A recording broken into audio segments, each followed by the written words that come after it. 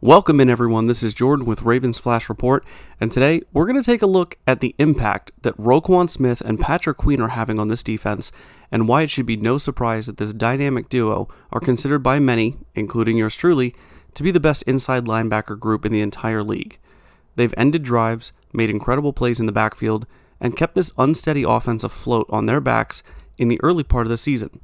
Let's take a look at how these two linebackers are leading this amazing defensive unit. They're going to get a Super Bowl out of me. Believe that. Believe that.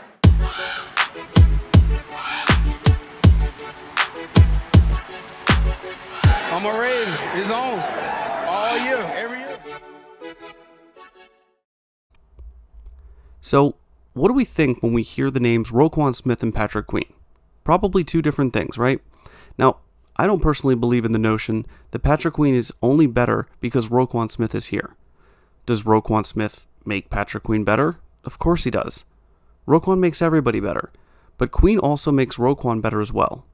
Roquan was always a top-tier player since he got in the league, and Queen had some inconsistencies early on, to be sure, but he's gotten better every single year.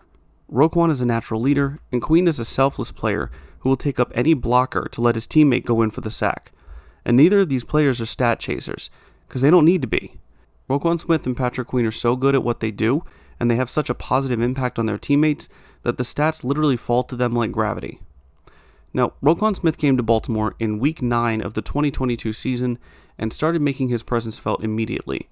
His first week in Baltimore, he had 5 tackles. In Week 10, he had 7 tackles, a tackle for a loss, and a sack. Week 11, 8 tackles. Week 12, 11 tackles and 2 tackles for a loss.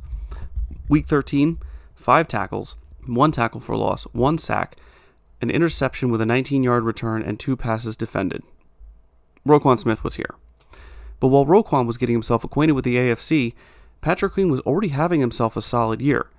Weeks 1 through 8, Queen logged 53 tackles, 5 tackles for loss, 8 QB hits, 2 passes defended, 3.5 sacks, an interception, and a forced fumble. Remember these numbers, guys, it's going to be important later. Once Roquan got there, in weeks 9 through 17, Queen's numbers looked like this: 1.5 sacks, 64 tackles, 4 tackles for loss, 6 QB hits, 4 passes defended, an interception, and 2 fumbled recoveries. And honestly, it's not as much of a statistical improvement as everyone seems to point out when Roquan got there. But to be honest, it was always about the combination of these two that turned this defense from a below middle of the pack unit into a top 5 offensive kryptonite. In the 8 games before Roquan came to Baltimore, or what we'll call BR for before Roquan, teams averaged 22.8 points per game against us. And after Roquan, or AR, teams we faced during the final 9 games of the regular season averaged 14.6 points per game. So what it boils down to is basically Roquan was the difference of more than a touchdown per game to our defense. That's a big impact. So, on January 11th, the Ravens made Roquan Smith the highest paid middle linebacker in NFL history, immediately also casting a shadow over Patrick Queen's future in Baltimore. But just like Queen's play improved as he's gotten more mature and more confident, so too has his mental attitude and resilience towards becoming the best football player he can be. He spoke in an interview before training camp where Queen said, quote, "At the end of the day, I'm just focused on being the best teammate I can be, being the best player that I can be, and going out there and proving myself. Going out there and playing the game that I love to play at a high level." End quote. That type of mentality is more than honorable. It's more than wise. That type of mentality allows people to unlock their true potential, and with both PQ and Rowe ready and locked in for the 2023 season, it was time for some football.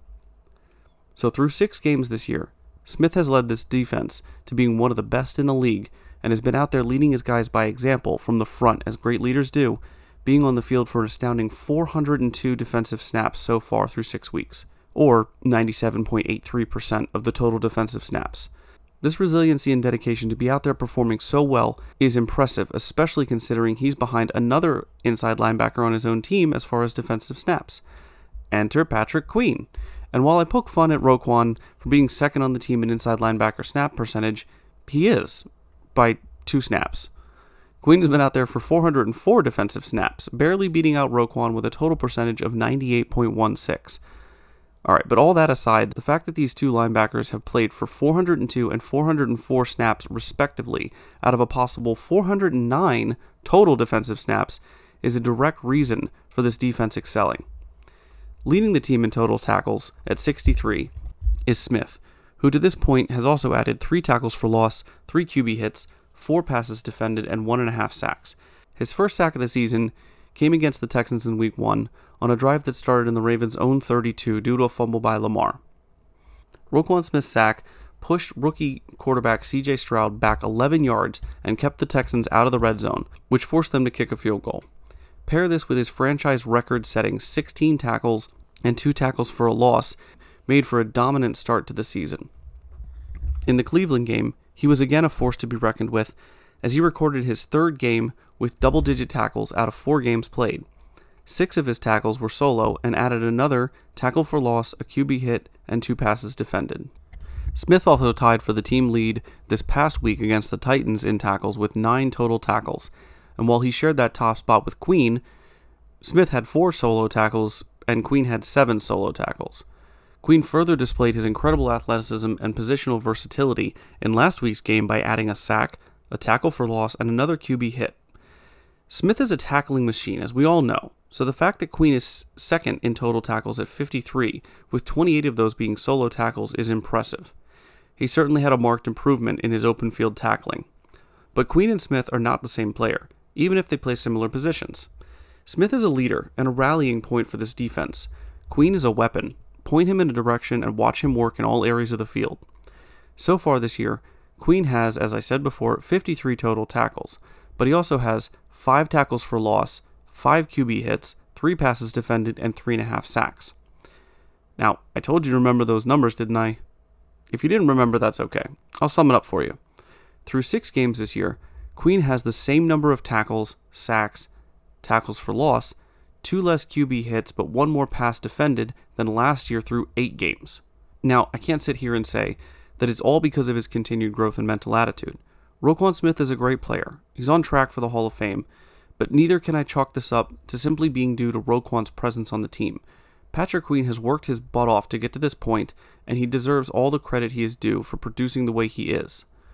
This defense is beyond stout, allowing 1,565 yards of total offense, which is the second lowest amount of yards allowed so far this year by any team. At the time of this recording, this defense has given up only 91 points, which is 4th best in the league. They've accomplished these lofty rankings by being second in pass yards allowed, giving up just under 1,000 yards at 979 through the air, which is second, and by being first in the league by only allowing 4 passing touchdowns. They get it done on the ground too, as they finally allowed their first rushing touchdown to Derrick Henry this past week. And even so, giving up that 1 touchdown still leaves them with the number 1 rank in that category. Now, the Ravens' offense is still finding itself through issues with red zone consistency, a random but egregious bout of drops, injuries, and at times questionable coaching decisions. While the offense continues to seek answers, the defense has, as seemingly always in Baltimore, had their back, holding on as best they can to whatever lead the offense has given them. There are many great players on this defense. Hamilton, Matabike, Clowney, Stone, you know who they are. But I don't think I can honestly say, even as a fan, that I believe this defense and this team in general would be where they are and looking towards the higher goals they want to achieve if Patrick Queen and Roquan Smith weren't both playing at the highest level of football week in and week out. The Ravens will need that advantage and all the skills and abilities these 2 young amazing players bring to the field every Sunday if they want to compete for a chance to play in late January or early February for the prize that every team is after. Thank you for joining me today, everyone, and if you made it to the end, you get an even bigger thank you from me. I'm almost at 200 subscribers, which is wild to think about already for me, but if you haven't subscribed yet, please consider doing so for more content, and share this video with other Ravens fans or football fans in general. Thanks so much again, guys, and I'll see you all real soon. Be safe out there. Bye.